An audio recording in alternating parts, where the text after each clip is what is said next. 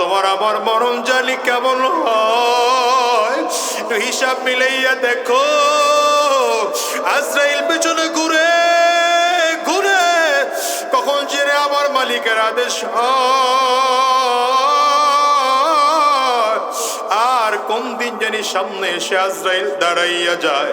আজরাইল যেদিন দাঁড়াবে, গুনাহগার তাকাইয়া তাকাইয়া দেখবে মাথা সাত আসমানের উপরে দেখা যায়, পা দুইটা জমিনে, এক হাত পৃথিবীর পূর্ব প্রান্তে আর এক হাত পৃথিবীর পশ্চিম প্রান্তে। এ বাজান, চক্ষু দুইটা বন্ধ করে ফেলো, মাথাটা নিচের দিকে দিয়ে দাও, দেখো চোখ দিয়ে পানি বের হয় কিনা, দেখো দিলটা নরম হয় কিনা। আরে মাথাটা নিচের দিকে দিয়ে চিন্তা করতে থাকো, চোখ বন্ধ করতে করে করে চিন্তা করো, আমার সামনে আজরাইল এসে আসি।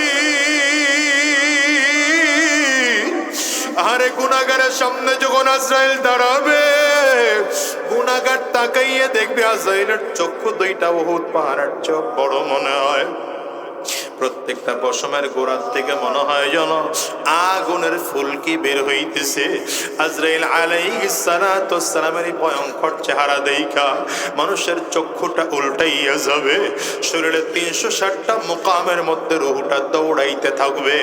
আজরাইল আলাইহিস সালাতু ওয়াস সালাম রূহটার মধ্যে এত জোরে থাপা মারবে, কলিজার রগগুলো টাস টাস টাস টাস করে ছিঁড়ে যাবে। ও দুনিয়ার যুবক, এবার চিন্তা করে দেখো, আপন তোমার আমার কেউ নাই, কেউ নাই। দামি বাড়ি নাই, দামি গাড়ি নাই, দামি সম্পদ নাই, দামি বিছানা নাই। ওই দামি বিছানার থেকে টেনে টেনে নামাইয়া আল্লাহ আল্লাহ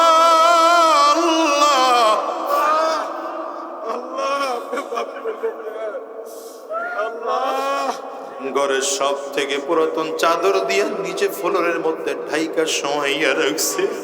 সন্তান এসে ডাকে জবাব দিতে পারি না, আরে আত্মীয় স্বজনরা এসে ডাকে জবাব দিতে পারি না। কার ডাকে জবাব দিব? জবাব দেওয়ার মতো সুযোগ আর শক্তি আমার নাই। একটা বারের জন্য নিজেকে ওই জায়গাটায় দাঁড় করায় একটু চিন্তা করো। দেখো তো, এবার একদল লোক চলিয়ে গেল বাজারে তোমার আমার কাফনের কাপড় কিনে আনার জন্যে, একদল লোক চলিয়ে গেল সাবান কিনে আনার জন্যে, একদল লোক চলিয়ে গেল বড়ই পাতা দিয়ে গরম পানি করার জন্যে, একদল লোক চলে গেল বাজারের বাগানের কিনারায় আহারে মশারি টানাইয়া সুন্দর করে গোসল করানোর জন্যে। তোমার আমার ধরাধরি করিয়া আস্তে আস্তে ওই মশারির মধ্যে ঢুকাইয়া গরম পানি শরীরের মধ্যে ঢাইলা সাবান মাখাইয়া গোসল গুলো করা, পায়ের নখগুলো হাতের নখগুলো বড় হয়ে গেলে কেটে দেয়, মোজগুলো কেটে দেয়। আর আমি জিজ্ঞাসা করি, আমারে কেন এত যত্ন করে গোসল করাও? আরে কেউ কোনো জবাব দেয় না, কেউ কোনো জবাব দেয় না। সবাই যেন বুঝাইতে চায় এটা তোমার আমার জীবনের শেষ গোসল বাজার। ও বাজান, দিলটাকে নরম করে কথাগুলো শোনো। এইবার দেখো গোসল কমপ্লিট করাইয়া 3টা কাপড়ের সাদা কাপড়ের প্যাকেট কইরা মাথার মধ্যে একটা বান দিল, কোমরের মধ্যে একটা বান দিল, পায়ের মধ্যে আর একটা বান লাগাইয়া উঠাইয়া কবরের দিকে নিয়ে আনা জানাজা কমপ্লিট করাইয়া কবরের পাশে নিয়ে রাখলো। 3টা লোক টপ টপ করে লাফ দিয়ে কবরের মধ্যে নেমে গেল। একজন তোমার আমার মাথায় ধরে, একজন পায়ে ধরে, আর একজন কবরের মধ্যে ধরে আল্লাহ তোমার আমার নিয়ে কবরের মধ্যে রাখলো। আরে কবরের মধ্যে রাইখা একটা একটা করে বাঁশগুলো বিছায়। আরে আস্তে আস্তে করে 3টা লোক কবর থেকে উঠা যায়। দেখো এবার কবরের এই বাঁশের উপরে চাটাই বিছায়, এরপরে মাটির চাকা গুলো দেয়। এখন দেখো তোমার আমার কবর অন্ধকার, আরে সাথী নাই, বাতি নাই, বাড়ি নাই, দুনিয়ার কোনো কিছুই নাই। তোমার আমার কবরটা এবার বড় অন্ধকার। সবাই ঘরে গিয়া বাতি জ্বালাবে। আল্লাহ আমার কবরে কেউ বাতি দিবে না। আরে ওই কবর বার করে ডাক দেয়, আনা বাইতুজ জুলমা, আনা বাইতুল ওয়াহদা, আনা বাইতুত তুরাব। আমি বড় একাকীর ঘর, আমি বড় অন্ধকার ঘর, আমার কাছে সাথীও নাই, বাতিও নাই, দুনিয়ার কোনো কিছুই নাই। কবর বলে আমি শুধু চিনি আমল। যদি ভালো আমল করে আসতে পারো আমি কবর ভালো আচরণ করব, আর যদি ভালো আমল করে আসতে না পারো কপাল পোড়ার দল। আমি কবর দুই দিকের মাটিগুলো একত্রিত হইয়া গুনাহগারের লাশটাকে এত জোরে চাপ মারবো, এক পাজরের হাড় কিন্তু আরেক পাজরের মধ্যে নিয়ে পৌঁছাইয়া দেব। ও বাজান রে, দুনিয়ার তালে ডইবা আমার মালিক রে ভুলে গেছো, একটা বারের জন্য কি সব বিলাও। আর ওই কবরে একা একা কেমনে থাকবো? ওখানে সাথীও নাই, বাতিও নাই, কোন পরিচয় দিলে চলবে না। ওখানে একমাত্র আপন কে? চিল্লায় জোরে কর, আওয়াজ দিয়া জোরে বলো কে? ওখানে আপন আমার আল্লাহ। ওই মালিকের প্রিয় বান্দা হয়ে জমিন থেকে বিদায় হও, ওই নবীর পাক্কা উম্মত হইয়া জমিন থেকে বিদায় হও। ও বাজান রে, আজকের ময়দান থেকে বিদায় ওয়াদা করে বিদায় হও। কবরের মধ্যে যখন তিন প্রশ্ন করা হবে, মার রব্বুকা ওয়া মা দীনুকা ওয়া মান নবিয়ুকা, কে তোমার রব, কি তোমার দ্বীন, কে তোমার নবী, সেই দিন জবাব দেওয়া এত সহজ নয়। মালিকের কাছে ওয়াদা করে বিদায় হও, আয় আল্লাহ আর হারাম রাস্তায় কদম বাড়াবো না, ঘুষের রাস্তায় কদম বাড়াবো না, সুদের রাস্তায় কদম বাড়াবো না, হারাম রাস্তায় কদম বাড়াবো না, শয়তানি রাস্তায় আর চলবো না।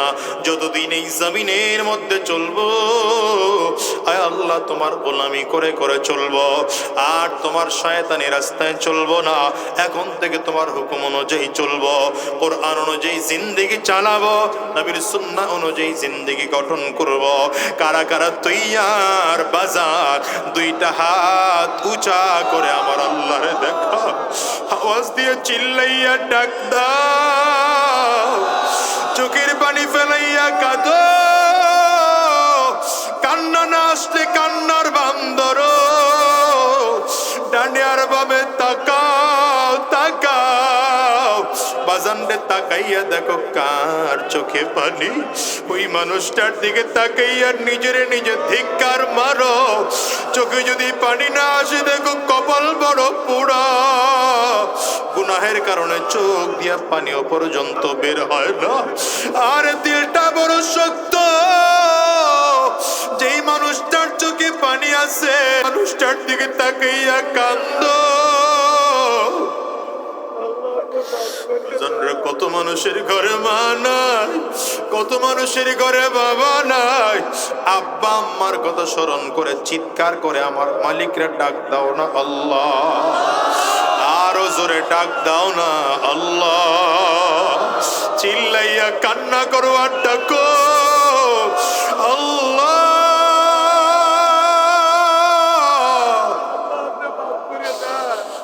দয়া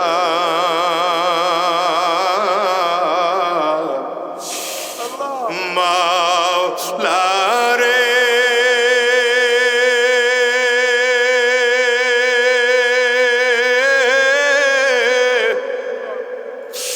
ওগো দয়ার মাবুদ রে, আল্লাহ আল্লাহ আল্লাহ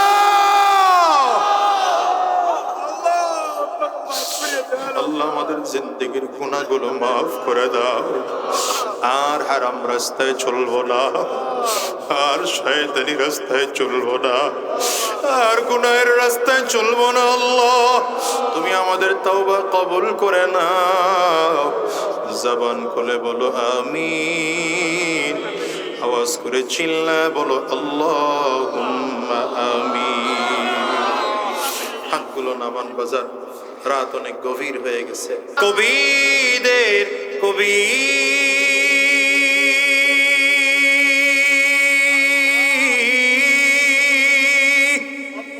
রুহানি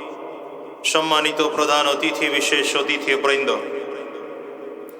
মঞ্চে উপস্থিত জাতির রাহবার, জাতির সরদার সেরতাজ হযরত উলামায়ে কেরাম সহ অন্যান্য নেতৃবৃন্দ, সম্মুখপানে সমবেত দিন প্রিয় ইসলাম প্রিয় দিনদার ইমানদার মুমিন মুসলমান মর্দে মুজাহিদ ভাইরা, মুরব্বী বাবাজিরা, যুবক বন্ধুরা, কচি কাঁচা মাসুম বাচ্চারা, পর্দার অন্তরালে অবস্থানরত সম্মানিতা শ্রদ্ধা মা ও বোনেরা, আল্লাহ পাকের শুকর যে আল্লাহ তাআলা আপনাকে আমাকে অত্যন্ত দয়া করে, মায়া করে, মহাব্বত করে, ভালোবেসে আজকের এই কোরআনী মজলিসে, জান্নাতি বাগানে, ইমানদারদের মজলিসে, আল্লাহ ওয়ালাদের মজলিসে, বিশেষ করে আল্লাহ পাকের জাকিরিন ও শাকিরিন বান্দাদের মজলিসে যে রব্বে করিম, মৌলাই করিম আপনাকে আমাকে আসার বসার তৌফিক দান করেছেন, সে মহান রব্বুল ইজ্জত ওয়াল জালালের দরবারে শুকর আদায় করি। আমরা সকলেই জবান খুলে আওয়াজ দিয়ে চিৎকার করে জোরে সরে বলি আলহামদুলিল্লাহ।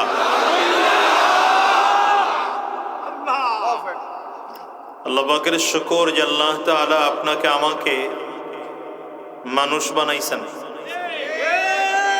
চাইলে আল্লাহ তাআলা মানুষ না বানাইয়া কোন পশু বানাইতে পারতেন। পারতেন কি পারতেন না?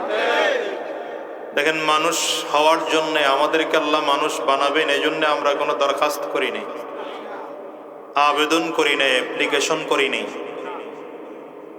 কোন রকম আবেদন ছাড়া, দরখাস্ত ছাড়া, অ্যাপ্লিকেশন ছাড়া আল্লাহ তাআলা আপনাকে আমাকে মানুষ বানাইছেন।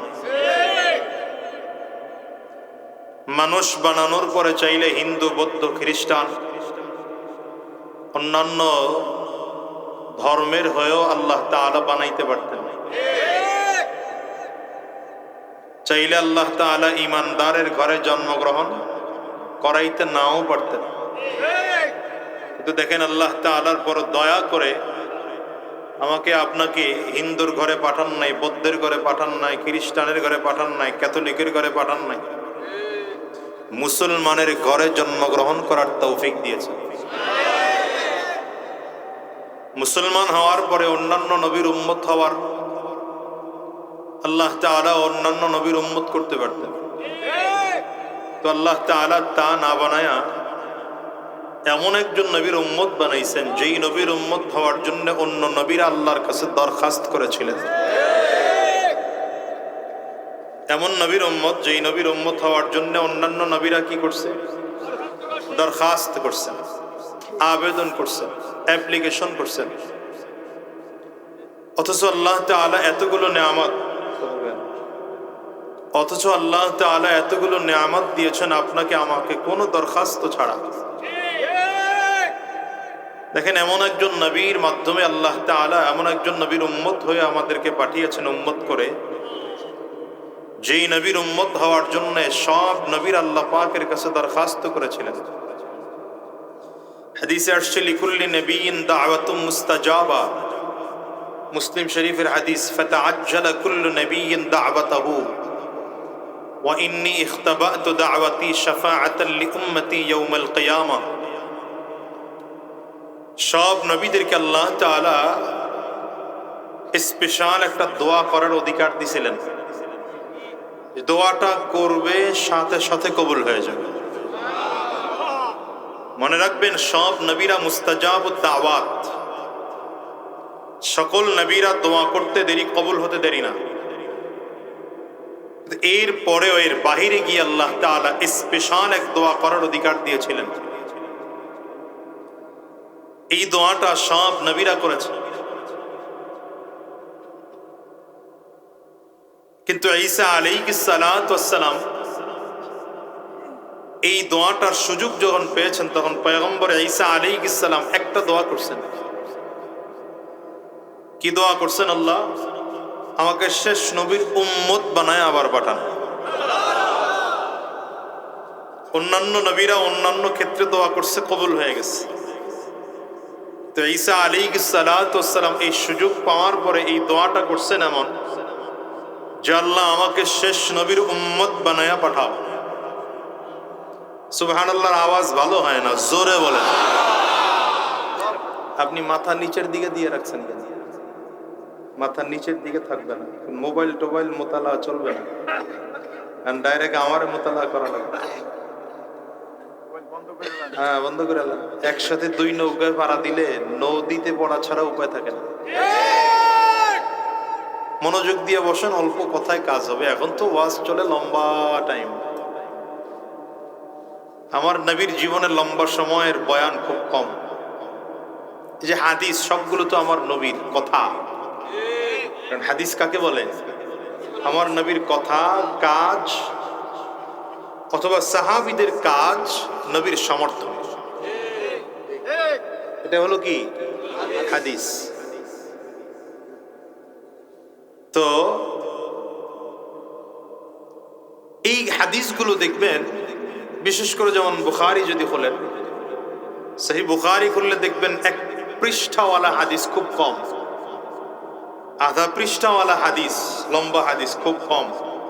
বেশিরভাগ হাদিস কয় লাইন? 2 লাইন, 3 লাইন, সর্বোচ্চ 5 লাইন।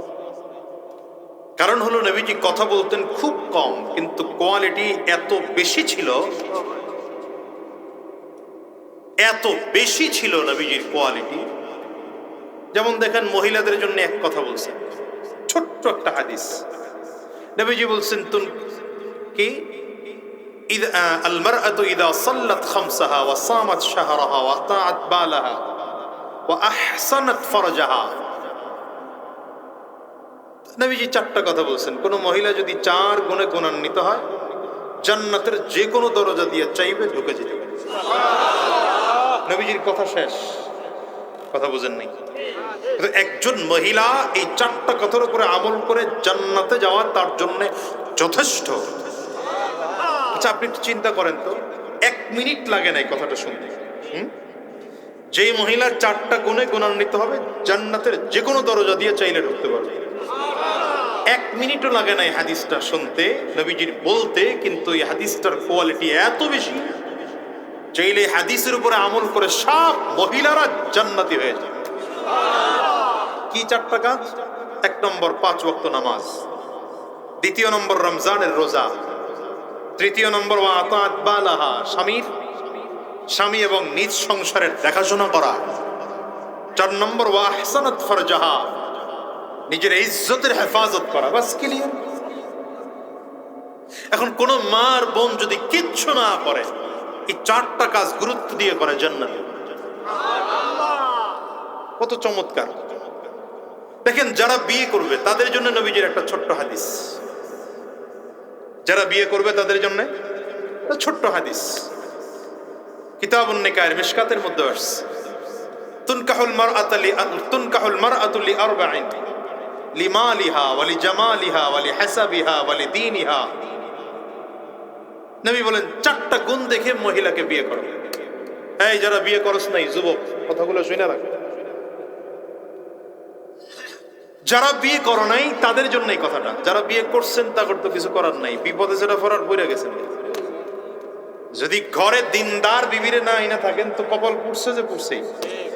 এখন যেটারে আনছেন এটারে দিনদার বাড়ানোর ফিকির করেন। আর যদি দিনদার ঘরে এনে থাকেন, আলহামদুলিল্লাহ, আপনার কপাল ভালো। এটা আমার বলা লাগবে না, যারা বিয়ে করছে তাদেরকে জিজ্ঞাসা করে দেখেন।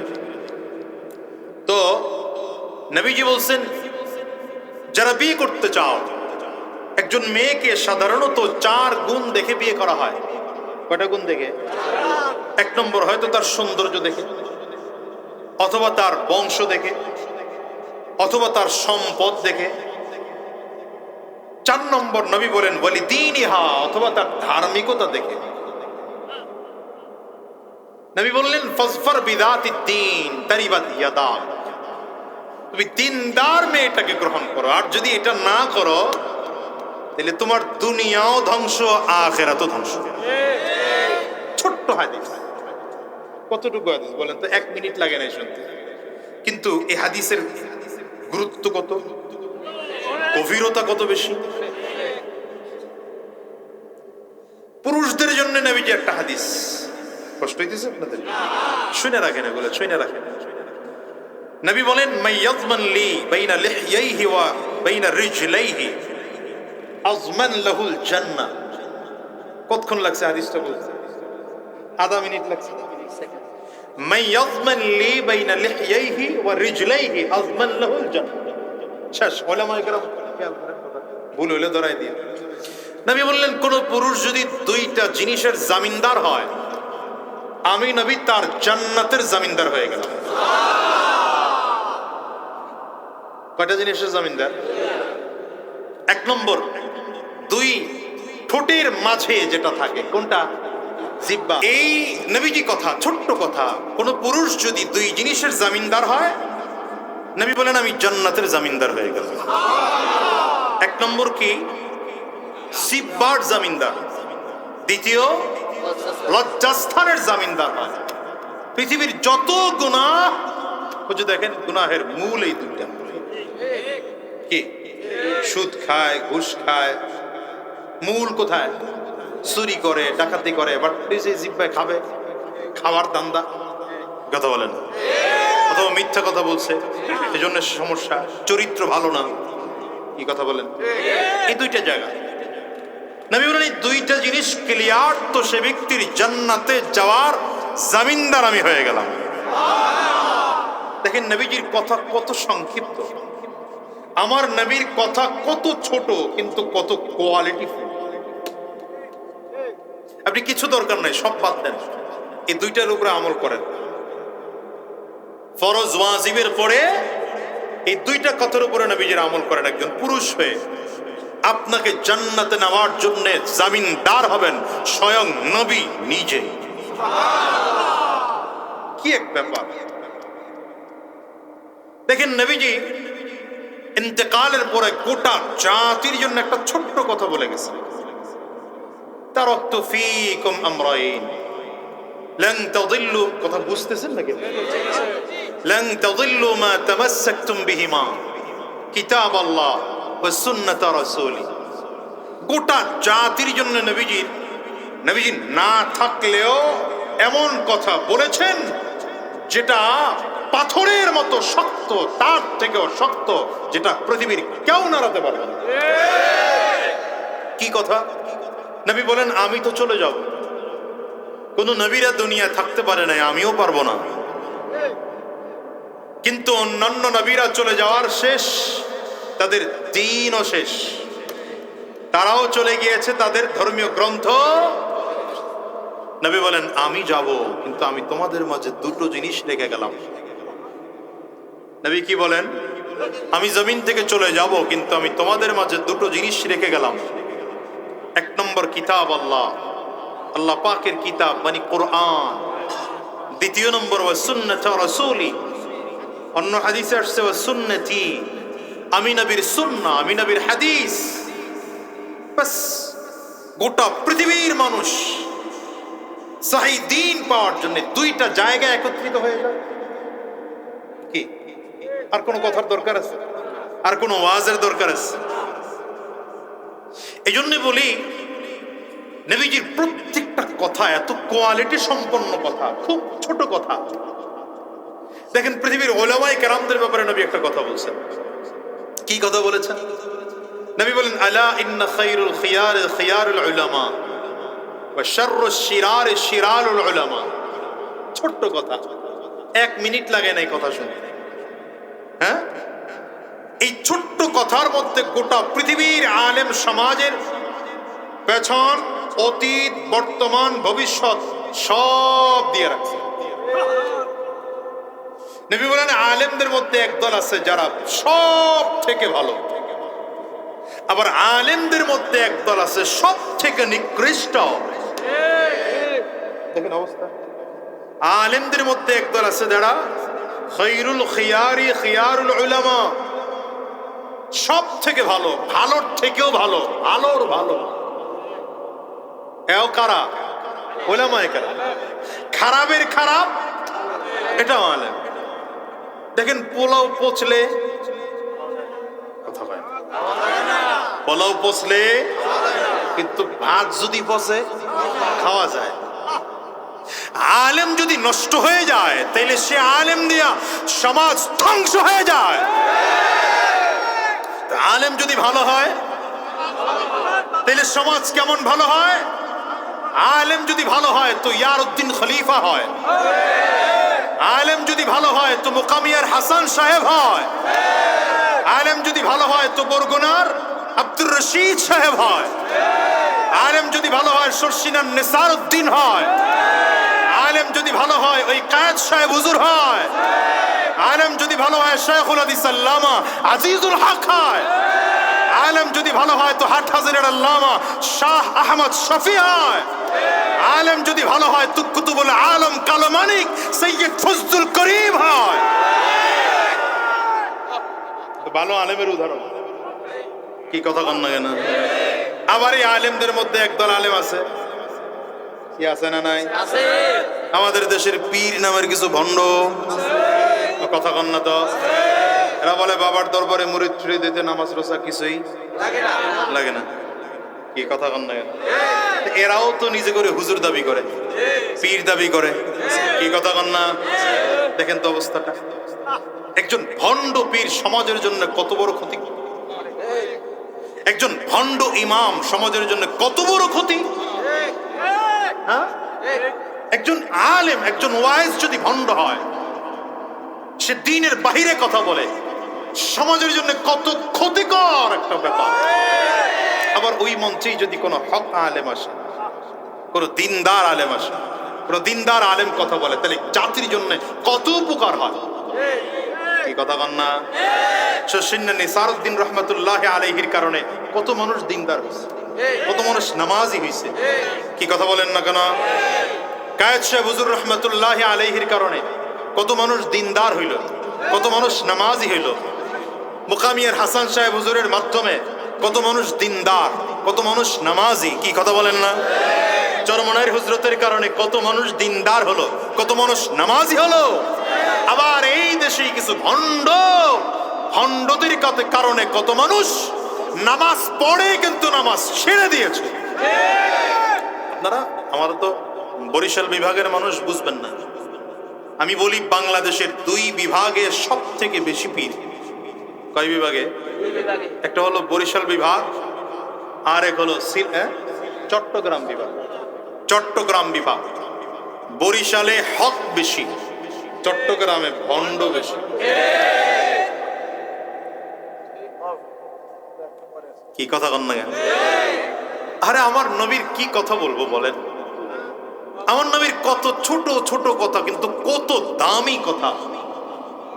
সহিহ বুখারীর মধ্যে আসছে, শেষ হাদিস, নবী বলেন কালিমাতান, 2টা বাক্য। কয়টা বাক্য? 2টা। হাবিবাতান ইলার রহমান, এই 2টা বাক্য আল্লাহ পাকের কাছে অনেক প্রিয়। কথা কয় না?